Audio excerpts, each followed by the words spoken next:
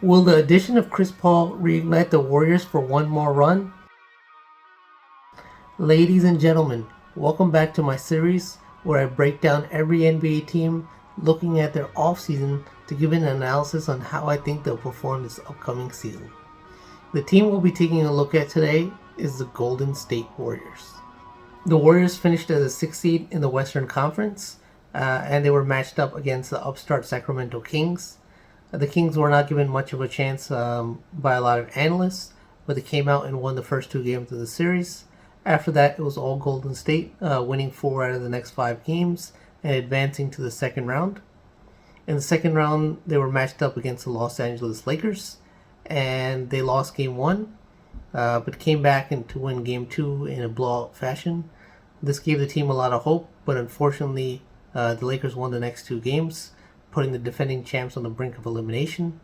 The Warriors responded, however, by winning Game 5 in blowout fashion, but ultimately in Game 6, the Warriors were not able to overcome challenge of winning 3 straight games, and the Lakers went on to end the Warriors season. Anytime you have the trio of Klay Thompson, Steph Curry, Draymond Green, you lose in the second round, you think it's a disappointing season, but the Warriors have a lot to look forward to. The Warriors have a lot to be excited for because they had a big offseason. So let's first take a look at the draft. The Warriors had the 19th overall pick, and they used that to draft Brandon Podziemski. Brandon played 2 years collegiately, first year at Illinois, and then he moved to Santa Clara. So in his second year, he really became a standout star where he averaged 20 points, 9 rebounds, 4 assists, 2 steals, while shooting 48% from the field and 44% from 3. Really eye-popping numbers. I think to start the season, though, he won't be in the rotation, but I could definitely see him playing at some point this year. Secondly, the Warriors acquired the draft rights for Trayce Jackson-Davis. He was a 4-year collegiate pro. He averaged 21 points, 11 rebounds, and 4 assists in his senior season. He again won't be in the rotation to start the season, but the Warriors made 2 picks with guys that are experienced players, and they're hoping that they'll be rotational level players at some point this season or down the line. Next, the Warriors made a very significant trade, acquiring future Hall of Famer Chris Paul.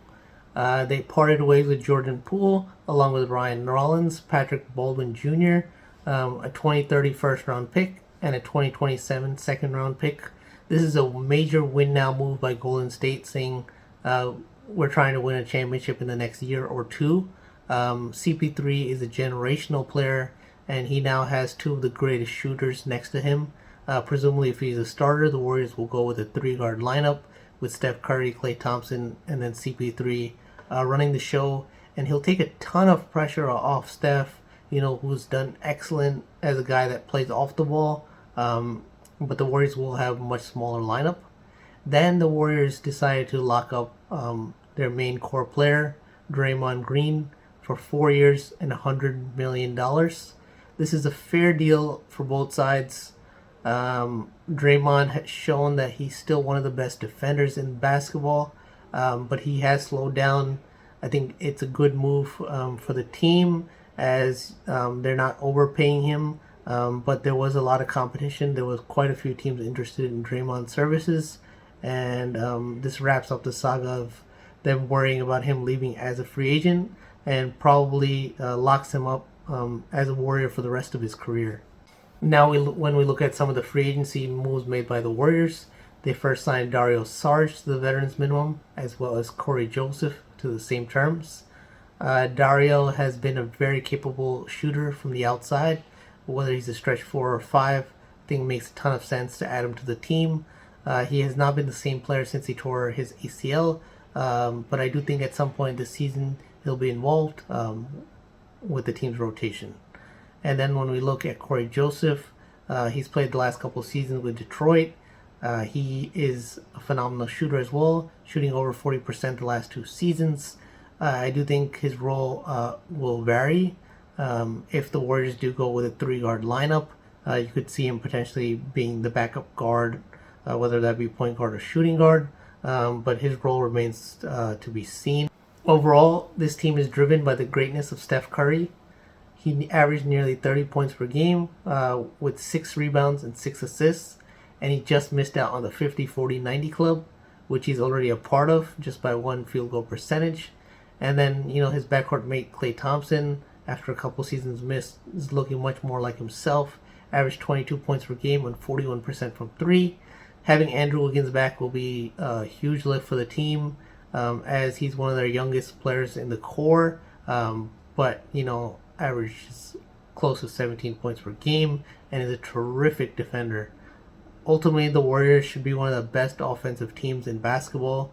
Having Chris Paul with Klay Thompson and Steph Curry, it's almost unfair. But defensively, I think they'll have a lot of problems with those 3 guys on the court at the same time. Klay Thompson used to be a premier defender. That is no longer the case after some of his injuries. Steph Curry was never really a good defender. And Chris Paul, he was a good defender, but he's now almost 40 years old. So they'll have to find a way to hide those guys a little bit on defense while exposing teams offensively. I do think the Warriors are one of the best teams in the Western Conference. I wouldn't put them at the top tier. They'll definitely make the playoffs, and they'll definitely make a run. If you like this video, please subscribe to the channel. Please leave a comment. I really appreciate it. Thank you so much.